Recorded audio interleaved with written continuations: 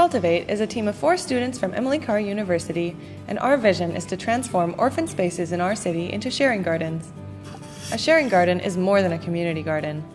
Part of the harvest is shared with volunteers, but the majority of the yield is donated to those in need. To build our first sharing garden, we partnered with a local business in North Vancouver that happened to be connected to an unused yard space. We're calling it the Queensbury Garden, and it's through this experience that we designed a step-by-step process to evaluate, connect, engage, design, and grow a sharing garden. We hope that this model will help others to start growing in their own communities, maybe even you.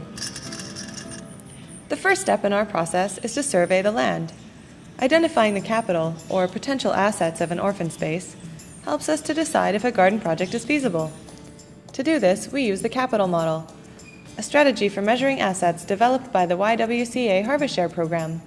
First, we look at physical capital, like the size of the space and infrastructure available. Then, natural capital, like access to sunlight and rain. Knowledge capital is measured by getting to know the neighborhood and who might have skills to share. As a sharing garden relies on the participation of volunteers, human capital, or people power, is the most important element. Social capital will grow along with the garden, and during the evaluation phase, it's important to consider the demographics of the neighborhood and how the design and programming of the space could bring the community together. Finally, financial capital must be considered, including potential fundraising opportunities.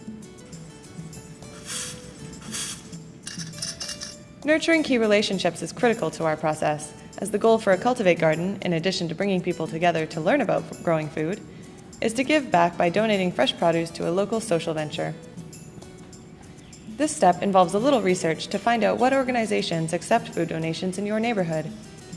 Getting to know local urban agriculture experts can also help build resources. In the case of the Queensbury Garden, Switch Cafe, which is a local business connected to our orphan space, has been instrumental in rallying the community around the project and contributing to administrative legwork. Mentorship from the founders of the Edible Garden Project led us to support the Harvest Project, an organization that provides food and counseling to those in need on the North Shore.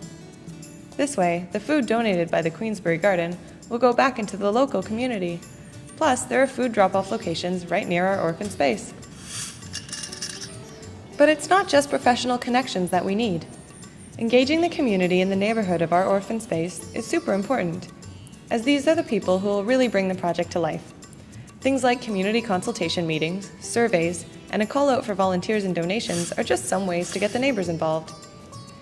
Feedback from the people who will be participating in the garden should shape the day-to-day activity of the space, so that the garden becomes theirs.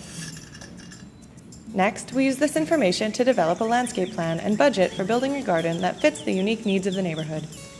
But design doesn't just mean plotting out the space. We also have to consider systems for the garden. For example, participants at the community consultation meeting for the Queensbury Garden told us that they really want chickens, but that right now it might be too much to take on. So we left a space on the garden plan where a chicken coop could be built in the future. Plus, it became clear that programming for children and youth would be an important aspect of the garden, and raised beds and an area for kids needed to be planned out. It's with the support and input of the community that the garden will grow.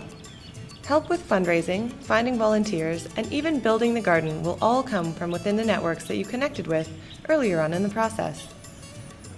Once you break ground, it becomes important to provide organization and structure for the volunteers. We do this through Garden Gap, an online tool developed just for Cultivate to manage volunteer planning, planting schedules, an events calendar, and more. Orphan spaces can be found anywhere, on rooftops, schoolyards, alleyways, between buildings, or even in the backyard of a little cafe like the Queensbury Garden.